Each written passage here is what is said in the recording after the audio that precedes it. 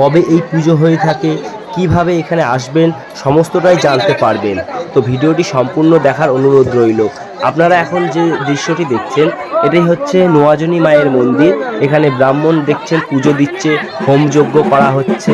এই মাতার মন্দির শান্তিপুর 3 নম্বর রেলগেট বানকে অবস্থিত।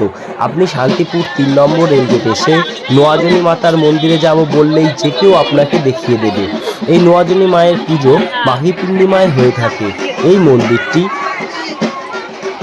সতী মায়ের 52 পীঠের একটি অংশ বিশেষ, যেখানে সতী মায়ের হাতের নোয়া পড়েছিল। সেই থেকে এই মন্দিরের নাম হয়েছে নোয়াজনী মাতা মন্দির বা নোয়াজনী তলা। এই মন্দিরটা শান্তিপুর স্টেশন থেকে একটু নিকটেই অবস্থিত।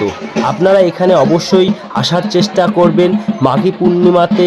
অন্যান্য সময়েও আপনারা আসতে পারেন এই পবিত্র স্থানে।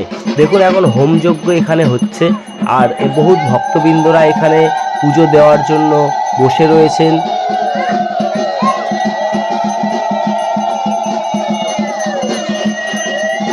এখানে মহাভোগ বিতরণ হয়।